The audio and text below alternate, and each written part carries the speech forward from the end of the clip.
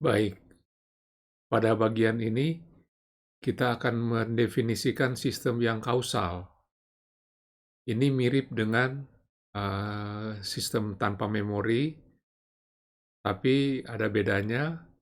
Kalau tanpa memori itu output pada waktu N atau pada waktu T ditentukan oleh input pada waktu N pada waktu T.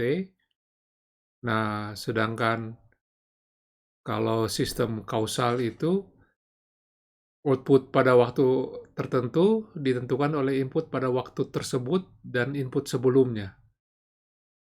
Jadi misalnya output pada hari ini ditentukan oleh input pada hari ini dan hari-hari kemarin. Nah, itu kausal. Kalau ditentukan oleh input besok, itu anti kausal. Nah, sebagai contoh, kalau kita lihat di sini, YT sama dengan 1 kurang XT cos omega T, ini jelas karena ini tanpa memori, berarti jelas dia kausal ya. Karena output YT sama dengan 0 misalnya hanya ditentukan oleh XT sama dengan 0. Nah, cuman bedanya sedikit kalau di sini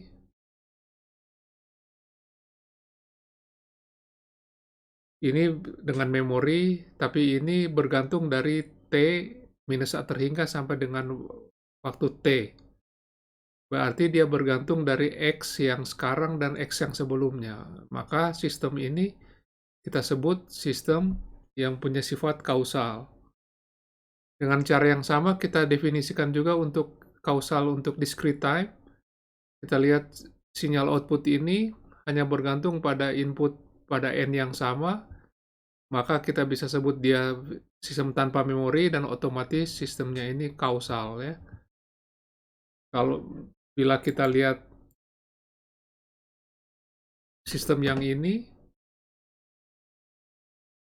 sistem ini bergantung dari K sama XK, maaf ya, K dari minus 1 hingga sampai dengan N, berarti dia bergantung dari input sekarang dan input sebelumnya, maka sistem ini disebut sistem kausal.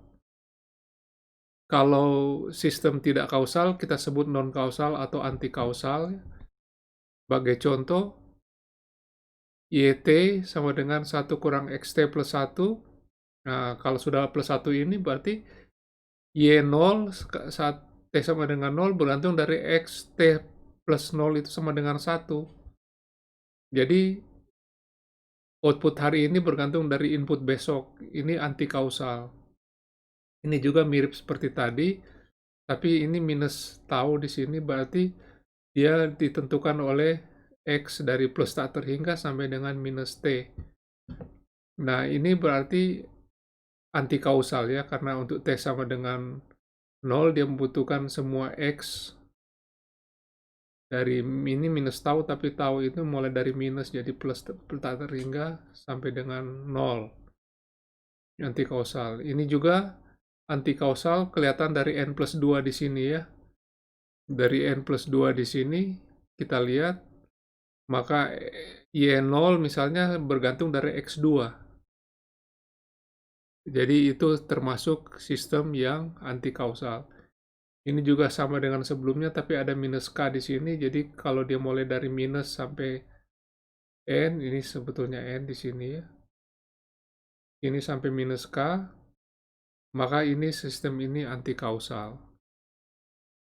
Jadi kalau sistem kausal itu cara menghitung output kita cukup menggunakan input dari minus sampai titik yang kita cari ya.